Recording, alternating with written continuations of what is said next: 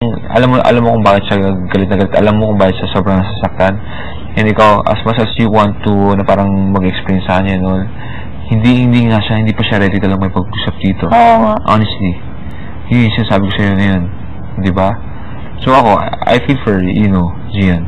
Di ba? Alam mo kung sino si Wendy sa akin. Di ba? And pag nasaktan siya, di ba? Parang ang hirap para sa akin na tingnan. So, sinasabi ko sa'yo yung how she feels.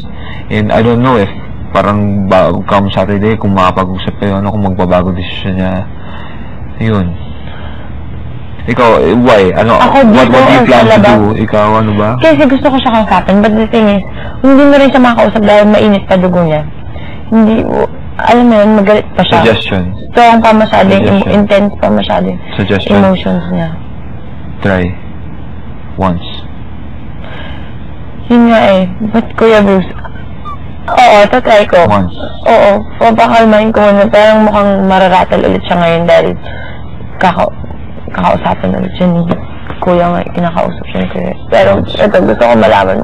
I know you don't believe me or alam mo na yun, diba? May doubts, yung sincerity, oo, but still, I want you to know, even just to state it, or alam mo yun, you don't have to believe it, just hear me out. Yeah. Ako, una sa lahat, madami akong trauma eh. Dami nangyari sa akin eh. Hindi na akong tao. The fact that it will take me a lot to talk to her. It took me a lot to talk to her in the past.